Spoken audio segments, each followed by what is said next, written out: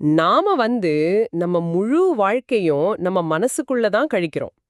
ஆனா, எந்த இடத்துல நாம அடிக்கடி தொலைஞ்சு போறோம்னு கேட்டா, அதுவும் நம்ம மனசு தான். ம். ரொம்ப உண்மையான ஒரு விஷயம். இப்போ ஒரு புது ஊருக்கு போனா கூட வழி கண்டுபிடிக்க கூகுள் மேப் இருக்கு. ஒரு புது கேட்ஜெட் வாங்குனா அதுக்கு ஒரு யூசர் மேனுவல் இருக்கு. ஆனா, உலகத்திலே ரொம்ப சிக்கலான நம்ம சொந்த எண்ணங்கள் எப்படி வேலை செய்யுதுன்னு தெரிஞ்சுக்க எந்த வரைபடமும் நம்மகிட்ட இல்லையே. ஆமா. மனசுங்கிறது கண்ணுக்கு தெரியாத ஒரு பெரிய புதிர். பல நேரங்கள்ல பாத்தீங்கன்னா, நம்ம சொந்த உணர்ச்சிகளே நமக்கு எப்படி எங்கிருந்து வருதுன்னு புரியாம நாமே ரொம்ப குழம்பி தவிக்கிறோம். அதனால தான் இன்னைக்கு மகாசி சயடோ மற்றும் சாயடோ யூசி லானந்தா இவங்களோட குறிப்புகளுக்குள்ள ஆழமா இறங்கி ஒரு தேடுதல் நடத்த போறோம். நம்ம மனசு எப்படி வேலை செய்யுது, அந்த மனசோட மாயைகளை எப்படி உடைக்கிறது அப்படின்னு இந்த மூலப்பொருட்களின் ஆழமான அலசல்ல நம்ம பார்க்க போறோம். நிச்சயமா. இது உங்களோட சொந்த மனச புரிஞ்சிக்க ஒரு நல்ல குறுக்கு வழியா இருக்கும்னு சொல்லலாம். சரி, இத கொஞ்சம் விரிவா பார்ப்போம். விபசனா தியானம் பத்தி நம்ம நிறைய இடத்துல கேள்விப்பட்டிருப்போம். குறிப்பா மகாசி சயடோவோட முறை உலக புகழ் பெற்றது. ஆனா ஒரு விஷயத்த நான் எப்பவுமே யோசிப்பதுண்டு. சொல்லுங்க, அது என்ன விஷயம்? புத்த பிக்குகள் அப்படின்னா காட்டுல மரத்தடியில உலக தொடர்பே இல்லாம அமைதியா தியானம் செய்வாங்கன்னு தான் நான் நினைச்சிருந்தேன். ஆனா மகாசி சயடோ இந்த தியானத்தை உலகம் முழுக்க இருக்கிற சாதாரண மக்கள் கிட்ட கொண்டு சேர்த்திருக்காரு. இந்த மாபெரும் மாற்றத்துக்கு என்ன காரணமா இருக்கும்? அவர் செஞ்ச மிகப்பெரிய சாதனை அதுதான். அதாவது தியானம் அப்படிங்கிறது ஏதோ காட்டுல வாழற துறவிகளுக்கு மட்டுமே உரிய ஒரு ரகசிய பயிற்சி அப்படிங்கிற பிம்பத்தை அவர் முழுசா உடைச்சார். ஓ, சாதாரண மக்களுக்கும் இது சாத்தியம்னு நிரூபிச்சாரு. கரெக்ட். 1954 நடந்த வரலாற்று சிறப்புமிக்க 6வது புத்த மாநாட்டுல அவர் இறுதி தொகுப்பாளர், அப்புறம் கேள்வி கேட்பவர் அப்படின்னு மிக உயர்ந்த பொறுப்புகளை வகிச்சவர். அவருக்கு தத்துவங்கள் அத்துபடி. ரைட். அப்போ அவ்வளவு பெரிய அறிஞர் அவரு. ஆமா. ஆனா அவர் மக்களுக்கு கற்றுக் கொடுக்கும்போது பாத்தீங்கன்னா, அந்த கடினமான தத்துவங்கள் எல்லாம் கொஞ்சம் ஓரமா வச்சுட்டு, உங்களுக்கு என்ன நடக்குது அப்படிங்கறத மட்டும் கவனியுங்க அப்படின்னு மிக எளிமையான ஒரு செய்முறை விளக்கத்தை கொடுத்தாரு. வாவ், ரொம்ப சிம்பிள் ஆக்கிட்டாரு. அது மட்டும் இல்ல, பர்மா, இலங்கை, தாய்லாந்துன்னு தொடங்கி உலகம் முழுக்க இந்த முறை ரொம்ப வேகமா பரவ காரணம் இதுல இருக்கிற நேரடியான அறிவியல் பூர்வமான அணுகுமுறை தான். அதாவது பல வருஷமா தத்துவம்லாம் படிக்க வேண்டாம், நேரடியா களத்துல இறங்கி உங்க மனசை நீங்களே பரிசோதனை பண்ணலாம் அப்படின்னு சொல்றாரா? எக்ஸாக்ட்லி. தியானத்துல அடிப்படையில 2 வகை இருக்கு. ஒன்னு சமதா, அதாவது அமைதியை தருவது. இதுல சுவாசத்தின் மேலேயோ அல்லது ஒரு பொருளின் மேலேயோ கவனத்தை குவித்து மனசை ஒருநிலைப்படுத்துவாங்க. ஓகே, இது ஒரு டைப். ஆனா இது மனசுக்கு ஒரு தற்காலிக அமைதியை மட்டும்தான் தரும். இதுல ஒரு 40 வகையான பயிற்சிகள் இருக்கு. ஆனா மகாசி சயடோ வலியுறுத்துறது விபசனா. விபசனானா உள்ளத உள்ளபடி பாப்பது. ரைட். ஆமா, ஆழமா பாப்பது. இது வெறுமனே மனசை அமைதிப்படுத்துறது மட்டும் இல்ல, ஒரு அறுவை சிகிச்சை நிபுணர் மாதிரி நம்ம மனசை நாமே கூறு போட்டு பாக்குறது. ஓ, அதாவது இந்த அமைதி தியானம் அப்படிங்கிறது ஒரு வலி நிவாரணி மாத்திரை போடுற மாதிரி. ஒரு தற்காலிக நிம்மதி கிடைக்கும், வலி கொஞ்ச நேரம் குறையும். ஆமா. ஆனா விபசனா அப்படிங்கிறது கார் என்ஜின் எப்படி வேலை செய்யுதுன்னு பேனட்டை திறந்து பார்த்து பிரச்சனையின் ஆணி வேற கண்டுபிடிக்கிற மாதிரி. சரியா? ரொம்ப சரியான ஒப்பீடு. அந்த என்ஜின் உதாரணத்தையே இன்னும் கொஞ்சம் விரிவா பார்த்தா, விபஸ்ஸனா அப்படிங்கிறது ஓடிக்கொண்டிருக்கும் என்ஜினோட ஒவ்வொரு பாகத்தையும் அது இயங்கும் போதே கவனிக்கிற மாதிரி. அதாவது நடக்கும் போதே கவனிக்கணும். கரெக்ட். நாம ஒரு வலிய அல்லது கோபத்தை சந்திக்கும் போது அதை மறக்க முயற்சி பண்ணாம அந்த உணர்ச்சி எங்கிருந்து வருது அப்படின்னு அதோட ஆணி வேற பார்ப்பது தான் விபஸ்ஸனா. புரியுது. இதை செய்வதற்கு தான் பற்றுதலின் 5 தொகுப்புகள், அதாவது 5 aggregates of grasping அப்படின்னு சொல்றத ஆழமாக கவனிக்கணும்னு மகாசி சைடோ சொல்றாரு. ஒரு நிமிஷம். இந்த 5 தொகுப்புகள் பத்தி படிக்கும்போது எனக்கு கொஞ்சம் குழப்பமாகத்தான் இருந்துச்சு. இதை எப்படி நம்ம அன்றாட வாழ்க்கையோட பொருத்தி பார்ப்பது? இத கேட்கும் உங்களுக்கு இந்த 5 தொகுப்புகள் எப்படி வேலை செய்யுதுன்னு எப்படி விளக்குவீங்க? இத ஒரு பெரிய கண்ணோட்டத்தோடு இணைத்து பார்த்தால் இந்த 5 தொகுப்புகள் தான் நாமே. அதாவது உருவம் அல்லது பொருள், அப்புறம் உணர்வு, புரிதல், விருப்பச் செயல்கள் மற்றும் விழிப்புணர்வு. ஓகே, இந்த 5ம் சேர்ந்தது தான் நாமா? ஆமா, இந்த 5ம் சேர்ந்த கலவையத்தான் நாம நான் அப்படின்னு சொல்லிக்கிறோம். இப்போ இத கேட்கும் நீங்க ஒரு கார் ஓட்டி கொண்டு போறீங்கன்னு கற்பனை செஞ்சுக்கோங்க. சரி, கார் ஓட்டிட்டு போறேன். திடீர்னு யாரோ ஒருத்தர் உங்க காரை முந்திக் கொண்டு ரொம்ப ஆபத்தா குறுக்கே போறாரு. அந்த நொடியில என்ன நடக்குதுன்னு பாப்போம். கண்டிப்பா எனக்கு பயம் கலந்த கோபம் வரும். ஹாரனை பலமா அடிப்பேன் அல்லது அவரை திட்ட தோணும்.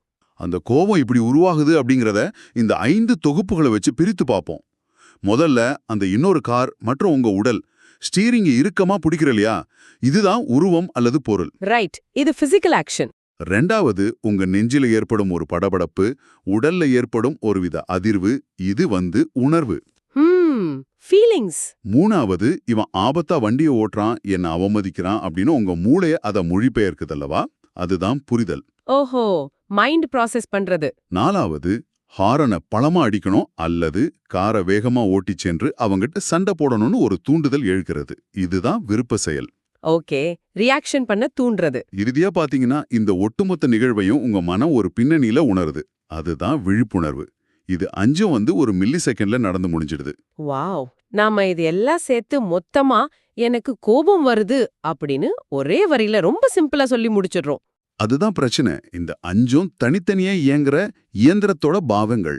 ஆனா நாம என்ன பண்றோம், இது எல்லாத்தையும் ஒன்னா சேர்த்து நான் கோபப்படுறேன், இது என்னோட கோபம், எனக்கு அவமரியாதை நடந்துடுச்சு அப்படின்னு ஒரு கற்பனையான நான் அப்படிங்கிற அடையாளத்தை உருவாக்கிக்கிறோம். அப்போ அங்க நான் அப்படின்னு யாருமே இல்லையா? அங்க நான் அப்படின்னு ஒரு நிரந்தரமான ஒரு நபர் இல்ல. வெறும் தூண்டுதல்களும் உடல் எதிர்வினைகளும் தான் இருக்கு. இந்த மனம் மற்றும் உடல் செயல்பாடுகளை நான் மற்றும் என்னுடையது அப்படின்னு தவறாக பிடிச்சுக்கிறத தான் தவறான பற்றுதல் அப்படின்னு சொல்றாங்க. அப்படி என்றால் இந்த மாயையான நான் அப்படிங்கிற வட்டத்திலிருந்து எப்படி வெளியே வருவது? என்ஜின் பாகங்களை தனித்தனியா பிரிச்சு பார்த்துட்டோம். இந்த சிக்கலான தத்துவத்தை எப்படி நடைமுறைப்படுத்துவது? அதுக்கு தான் தற்போதைய தருணத்தை கவனிக்கும் பயிற்சி ரொம்ப அவசியமா இருக்கு. மகாசி சயடோ எந்த சிக்கலான தத்துவ வார்த்தைகளும் பயன்படுத்தாம நம்ம மூச்சை மட்டும் கவனிக்க சொல்றாரு. மூச்சை மட்டும் கவனிக்கணுமாமா? ஆமா. குறிப்பா நீங்க மூச்சு விடும்போது உங்க வயிறு உயருதல் மற்றும் தாழ்தல், அதாவது ரைசிங் அண்ட் ஃபாலிங் அப்படிங்கறத மட்டும் கவனிக்கணும். மூச்சை கவனிப்பது சரி, ஆனா மூக்கு வழியா காத்து போறத கவனிக்கிறத விட ஏன் வயிற்றின் அசைவை கவனிக்கணும்னு அவர் அவ்வளவு உறுதியா சொல்றாரு? ஏன்னா வயிற்றின் அசைவு அப்படிங்கிறது ஒரு நேரடியான உடல் அனுபவம். பௌத்த தத்துவத்துல இத காற்று மூலகம் அப்படின்னு சொல்றாங்க. காற்று மூலகத்தோட இயல்பே அசைவதும் தள்ளுவதும் விரிவடைவதும் தான். ஓ, இது ஒரு பிசிக்கல் ஃபீலிங். கரெக்ட். நாம காத்த சுவாசிக்கிறோம் அப்படின்னு மூளைக்குள்ள தத்துவமா யோசிக்கிறத விட வயிறு விரிகிறது சுருங்குகிறதுன்ற அந்த நேரடியான பௌதிக அசைவை கவனிப்பது நம்மளை இப்போதைய தருணத்துல ஆழமா நிறுத்தி வைக்கும். பிரசன்ட் மொமெண்ட்ல இருக்க வைக்கும். வயிறு மேலே வரும்போது உயலுகிறது என்றும் கீழே செல்லும் போது தாழ்கிறது என்றும் மனசுக்குள்ள தொடர்ந்து குறித்து கொண்டே இருக்கணும். இது சிந்தனையை நிறுத்தி கவனிப்பை தொடங்குது. இங்கதான் விஷயம் ரொம்ப சுவாரஸ்யமா மாறுது. சும்மா உட்கார்ந்த மூச்சை கவனிப்பது ஒரு பக்கம் இருக்கட்டும், ஆனா நடைமுறையில நாம எப்பவுமே உட்கார்ந்தே இருக்க போறது இல்லை இல்லையா? ஆமா, கண்டிப்பா. சாய்டு யூ சில்லானந்தா அவங்களோட குறிப்புகள்ல நடக்கும் தியானம் பத்தி சொல்லியிருக்காரு. அதை வச்சு பார்க்கும்போதுதான் தொடர்ச்சியான கவனிப்பை எவ்வளோ கஷ்டம் அப்படின்னு புரியுது. அவர் சொல்ற அந்த கொதிக்கும் நீர் உதாரணம் ரொம்ப ஆழமானது. ஆமா, தொடர்ச்சியான விழிப்புணர்வோட அவசியத்தை விளக்க அந்த உதாரணம் மிக சரியாக பொருந்தும். அதாவது பாத்தீங்கன்னா, நீங்க ஒரு பாத்திரத்துல தண்ணிய வச்சு அடுப்ப பற்ற வைக்கிறீங்க. தண்ணி கொதிக்க கொஞ்ச நேரம் ஆகும். ஆனா தண்ணி கொதிக்கும் முன்பே நீங்க அடுப்ப அணைச்சிடுறீங்க. அதே போலதான் தியானத்திலும் கவனச்சிதறல் இல்லாம தொடர்ச்சியான கவனிப்பு தேவை. கொஞ்ச நேரம் மூச்சை கவனிப்பது, அப்புறம் மனம் வேறெங்கோ அலைப்பாவது, மீண்டும் தியானத்துக்கு திரும்புறதுன்னு இருந்தா தியானத்தின் மூலம் கிடைக்க வேண்டிய அந்த ஆழமான புரிதல் அப்படிங்கிற நிலையை நம்ம அடையவே முடியாது இல்லையா? ரொம்ப சரியா சொன்னீங்க. அந்த தண்ணி கொதிக்கும் நிலைய, அதாவது அந்த ஆழமான ஞானத்தை அடையிறதுக்கு தான் ஒவ்வொரு சிறு அசைவிலும் கவனம் தேவை அப்படின்னு சொல்றாங்க. ஓ, ஒவ்வொரு சின்ன அசைவிலும் கவனம். இப்போ ஒரு சாதாரண நடையை எடுத்துக்கொள்வோம். நீங்க இதை கேட்டுக்கொண்டு நடப்பவராக இருந்தா நீங்க சாதாரணமா நடப்பதாக தான் நினைப்பீங்க.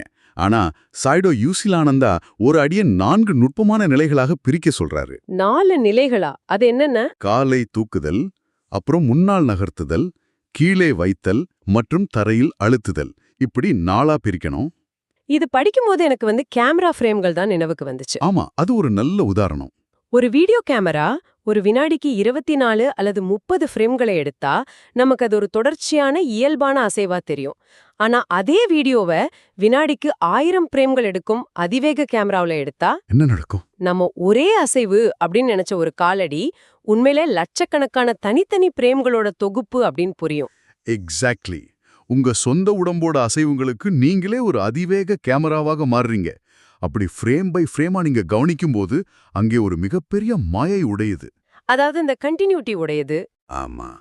காலை தூக்கும் ஒரு எண்ணம் எழுகிறது, கால் தூக்கப்படுகிறது. நகர்த்தும் எண்ணம் எழுகிறது, கால் நகர்கிறது. இது அடுத்தடுத்து தோன்றி மறையும் ஒரு தொடர் சங்கிலியே தவிர அங்கே ஒட்டுமொத்தமா நடக்கும் நான் அப்படின்னு ஒரு நபர் இல்ல அப்படிங்கிறத தியானி ஆழமா உணருவார். அப்போதான் 3 மாபெரும் உண்மைகள் அவருக்கு புலப்படும். ஒரு நிமிஷம். இந்த 3 உண்மைகளை பத்தி பேசுறதுக்கு முன்னாடி எனக்கு ஒரு மிகப்பெரிய சந்தேகம். கேளுங்க. என் ஒவ்வொரு அடியையும் அசைவையும் இப்படி கேமரா போல பிரித்து பார்ப்பது கேட்கறதுக்கே ரொம்பவும் சோர்வா, அதாவது ஒரு மாதிரி என்ன நானே ஒரு ரோபோட் போல மாத்திக்கிற மாதிரி இல்லையா? இப்படி மெதுவா என் அசைவுகளை நானே உற்று பார்த்துட்டு இருக்கிறதால எப்படி எனக்கு ஒரு தெளிவோ அல்லது ஞானமோ கிடைக்கும்? இது ஒரு முக்கியமான கேள்வியை எழுப்புகிறது. ஆரம்பத்துல இது சோர்வாகவும் கொஞ்சம் இயந்திரத்தனமாகவும் தெரியறது ரொம்ப சகஜம்தான். ஆனா நீங்க ரோபோட்டா மாறல. பின்ன என்ன நடக்குது? மாறாக நீங்க இத்தனை காலமா கண்மூடித்தனமா இயங்கிக் கொண்டிருந்த அந்த ஆட்டோ பைலட் மோட்ல இருந்து முழிச்சுக்கிறீங்க. நீங்க உங்க உணர்ச்சிகளுக்கு அடிமையாகாமல் இருப்பதற்கான முதல் படியே இதுதான். ஓ, ஆட்டோ பைலட்ல இருந்து மேனுவல் மோடுக்கு வர்றோம். ஆமா. இப்படி உன்னிப்பாக கவனிப்பதன் மூலம் தான் அந்த 3 உண்மைகள் உங்களுக்கு புரியும். முதலாவது பாத்தீங்கன்னா நிலையாமை. எந்த ஒரு அசைவும் தோன்றி மறைகிறது, எதுவும் நிரந்தரம் இல்லை. ஓகே, முதல் உண்மை நிலையாமை. 2வது துன்பம். இப்படி எதுவும் நிலையற்று தோன்றி தோன்றி மறைந்து கொண்டே இருப்பது ஒரு வகையான மன அழுத்தத்தையும் அதிருப்தியையும் நமக்கு தருது. 3வது உண்மை ஆன்மாயின்மை அல்லது நானின்மை. இந்த செயல்களை கட்டுப்படுத்தும் ஒரு தனிப்பட்ட எஜமானன் அல்லது நிரந்தரமான நான் அங்கே இல்லை. எல்லாம் இயற்கையின் விதிப்படி நடக்குது. இந்த இடத்துல தான் எனக்கு ஒரு முரண்பரன் போடுது. எல்லாமே நிலையற்றது, எல்லாமே துன்பம், அங்கே நான் அப்படிங்கிற உன்னே இல்ல என்பது கேட்கறதுக்கே ரொம்ப பதைபதைப்பா இருக்கே. இது எப்படி ஒரு மனுஷனுக்கு நிம்மதியை தரும்? வாழ்க்கையில எந்த பிடிப்பும் இல்லாம ஒரு வித இருட்டுக்குள்ள போற மாதிரி தோணலையா? அந்த பதைப்பதைப்பு நம்மளோட ஈகோ பயப்படுவதால தோன்றும் ஒரு உணர்வு தான். ஏன்னா நாம இத்தனை நாளா ஒரு பொய் பிம்பத்தை ரொம்ப இறுக பிடிச்சிட்டு இருக்கோம். இதை ஒரு ஓவியத்தோட ஒப்பிட்டு பார்ப்போம். சரி, சொல்லுங்க. தூரத்திலிருந்து பார்க்கும்போது ஒரு ஓவியம் ரொம்ப அழகா முழுமையா தெரியும். அதை சொந்தமாக்கிக்கணும் அப்படிங்கிற ஒரு வெறித்தனமான ஆசை உங்களுக்கு வரலாம். ஆனா அதே ஓவியத்தை ஒரு சக்தி வாய்ந்த மைக்ரோஸ்கோப்ல வச்சு பாருங்க. அங்க என்ன தெரியும்? வெறும் சிறு சிறு வண்ண புள்ளிகளும் அதுக்கிடையான வெற்றிடங்களும் தான் தெரியும். எக்ஸாக்ட்லி. அந்த ஓவியத்தின் மீதான உங்களோட வெறித்தனமான பற்று போய்விடும் அல்லவா? ஓ, அந்த மைக்ரோஸ்கோப் வழியே பார்க்கும்போது அது வெறும் பெயிண்ட் மற்றும் கேன்வாஸ் அப்படிங்கிற உண்மை தெரிஞ்சிருது. அதனால அதை பிடிச்சுக்கணும் அப்படிங்கிற அந்த தவிப்பு குறைஞ்சிடும். அதே போலதான் உங்க சொந்த உடம்பையும் மனசையும் உற்று நோக்கும்போது நடக்குது. உங்களை நீங்களே ஒரு மைக்ரோஸ்கோப் வச்சு பாக்குறீங்க. வாவ், ரொம்ப அருமையான விளக்கம். பற்றுதல் அல்லது ஆசைதான் அனைத்து துன்பங்களுக்கும் வேர். நிலையற்ற ஒன்னை நிரந்தரம் நினைச்சே அதை இறுக்கி பிடிச்சுக்க நினைக்கும் போதுதான் ஏமாற்றமும் வலியும் பயமும் வருது. ரைட், இப்ப புரியுது. எப்போ எல்லாமே சிறு சிறு அசைவுகள் தான், எதுவும் நிரந்தரம் இல்ல, அங்கே நான் அப்படின்னு பிடிச்சுக்க எதுவுமே இல்ல அப்படிங்கிற அந்த பார்வை உங்களுக்கு கிடைக்குதோ, அப்போ அந்த பற்றுதல் தானாகவே கழன்று விழுந்துடும். சூப்பர். அந்த பற்றுதல் நீங்கினால் கிடைக்கும் அந்த விடுதலையை தான் பயிற்சியாளரின் நிப்பானம் அப்படின்னு மகாசி சயோடையா அழைக்கிறாரு. அந்த வார்த்தையே கொஞ்சம் புதுமையா இருக்கு. பயிற்சியாளரின் நிப்பானம். நிப்பானம் அப்படின்னா ஞானோதயம் அல்லது இறுதி விடுதலைன்னு கேள்விப்பட்டிருக்கேன். அது என்ன பயிற்சியாளரின் நிப்பானம்? இது ஒரு இறுதி நிலையா? இல்ல, இது ஒரு இறுதி நிலை அல்ல. ஆனா ஒரு மிக முக்கியமான திருப்புமுனை. நீங்க ஒரு பெரிய செங்குத்தான மலையில ஏறிக்கொண்டிருக்கீங்கன்னு கற்பனை செஞ்சுக்கோங்க. தோல்ல ஒரு பெரிய சுமை, மலை உச்சி இன்னும் ரொம்ப தூரத்துல இருக்கு. நீங்க ரொம்ப சோர்வா இருக்கீங்க. அப்போ வழியில ஒரு குளிர்ந்த நிழல் தரும் மரம் கிடைக்குது. நீங்க அந்த சுமையை கீழே இறக்கி வச்சுட்டு கொஞ்சம் இளைப்பாருங்க. அந்த நொடியில கிடைக்கும் ஒரு நிம்மதி, ஒரு பேரானந்தம் இருக்கல்லவா? கண்டிப்பா ஒரு பெரிய ரிலீஃப் கிடைக்கும். உங்களை இவ்வளவு காலம் அழுத்திய ஈகோ அப்படிங்கிற சுமையை கீழே வைக்கும்போது கிடைக்கும் தற்காலிக விடுதலை. மலை உச்சியை, அதாவது உண்மையான நிப்பானத்தை அடைவதற்கு முன்பாக ஒரு தியானிக்கு கிடைக்கும் ஒரு அற்புதமான இளைப்பாறும் இடம் இது. ஓ, இது ஒரு ரெஸ்டிங் பாயிண்ட் மாதிரி. ஆமா. இதை உழுதும்போது உங்களோட அந்த பதபதப்பு எல்லாம் காணாம போய் ஒரு ஆழமான அமைதி பிறக்கும். அந்த சுமையை கீழே வைக்கிற உணர்வை நினைச்சு பார்க்கும்போதே எனக்கு ஒரு அமைதி கிடைக்குது. சரி, ஒரு தியானி இதையெல்லாம் தன்னோட சொந்த அனுபவத்துல உணர்றாருன்னு வச்சுப்போம். அவர் இதை எப்படி தனது ஆசிரியர்கிட்ட சொல்லணும்? Guidance for yogis at interview அப்படிங்கிற பகுதியில இத பத்தி ஒரு முக்கியமான குறிப்பு இருக்கே. அங்கேதான் தியானிகள் பலரும் சறுக்குறாங்க. ஒரு தியானி தனது ஆசிரியரை சந்திக்கும்போது தான் நூல்கள்ல படிச்ச தத்துவங்களையோ அல்லது இப்படிதான் இருக்கணும்னு தான் முன்கூட்டியே நினைச்சதையோ சொல்லக்கூடாது. வேற எப்படி சொல்லணும்? மாறாக ஒரு அறிவியல் ஆராய்ச்சியாளர் போல தான் உண்மையிலே பார்த்ததை, அதாவது உணர்ந்ததை மட்டுமே கூற வேண்டும். அதாவது நான் காற்று மூலத்தோட நிலையாமைய உணர்ந்தேன்றோ அல்லது எனக்குள்ள ஈகோ மறைந்து விட்டதை கண்டேன் என்றோ ரொம்ப பெருசா தத்துவம் பேசக்கூடாதுன்னு சொல்றீங்களா? ஆமா, அதை ஆசிரியர்கள் கண்டிப்பா விரும்ப மாட்டாங்க. ஏன்னா அது உங்க மூளை உருவாக்குற ஒரு கற்பனையா கூட இருக்கலாம். அப்போ எதை தான் ரிப்போர்ட் பண்ணணும்? மாறாக, நான் நடக்கும்போது கால் லேசாக மாறுவதையும் அப்புறம் கனமாவதையும் உணர்ந்தேன். என் கவனம் சிதறிய போது அந்த சிதறலை நான் கவனித்தேன் அப்படின்னு நேரடி அனுபவத்தை மட்டுமே சொல்லணும். ஓ, ரொம்ப சிம்பிளா என்ன நடந்ததோ அத மட்டும் சொல்லணும். ஆமா, புத்தகங்கள்ல இருக்கிறத ஒப்பிப்பது முக்கியமல்ல. உங்க சொந்த ஆய்வகமான உங்க உடல்ல நீங்க என்ன கண்டுபிடிச்சீங்க அப்படிங்கறதே முக்கியம். உண்மையான விழிப்புணர்வு எப்படி இருந்தது அப்படிங்கறத பத்தி மட்டுமே ஆசிரியர் கவலைப்படுவாரு. இது ரொம்ப ஆழமான ஒரு தெளிவு. விபசனா அப்படிங்கிறது புத்தகங்களை மனப்பாடம் பண்ணுவதல்ல, நம்ம சொந்த உடல் மற்றும் மனதோட செயல்பாடுகளை ஒரு விஞ்ஞானிய போல எந்த ஒரு முன் தீர்மானமும் இல்லாம உற்றுநோக்குவது. நிச்சயமா. இத கொஞ்சம் நினைத்து பாருங்கள். சினிமா ஃபிலிம் ஓடுவது போலதான் நம்ம வாழ்க்கையும் தொடர்ச்சியாக இருப்பது போன்ற ஒரு மாயைய உருவாக்குது. நீங்க அடுத்த முறை உங்க கைய அசைக்கும் போதோ அல்லது ஒரு அடி எடுத்து வைக்கும் போதோ ஒவ்வொரு அசைவிலும் ஒரு புதிய நீங்க பிறந்து இறக்குறீங்க அப்படிங்கறத உணர்ந்து பாருங்க. நீங்க நேத்திருந்தவர் அல்ல, ஏன் ஒரு வினாடிக்கு முன் இருந்தவர் கூட அல்ல. முந்தைய வினாடியை முடிவிலிருந்து தான் இந்த வினாடி பிறக்குது. இந்த நிமிடம், இந்த நொடி மட்டுமே நிஜம். ரொம்ப அற்புதமான ஒரு முத்தாய்ப்பு. இவ்ளோ நேரம் கேட்டதுக்கு ரொம்ப நன்றி. இந்த Tamil voice reads channel monetisation இல்லாம தான் நடக்குது. இந்த ஆடியோ புத்தகம் உங்களுக்கு பயன் தருது என்று நினைத்தால் இந்த முயற்சி தொடர்ந்து போக உங்க ஆதரவும் மிகவும் உதவும். என்னுடைய இந்த முயற்சிக்கு நன்கொடை அளிக்க விருப்பம் இருந்தால் டிஸ்கிரிப்ஷன்ல கொடுக்கப்பட்டுள்ள UPI ID மூலம் வழங்கலாம். உங்களால் முடிந்த அளவு போதும். சிறிய ஆதரவும் பெரிய உதவிதான்.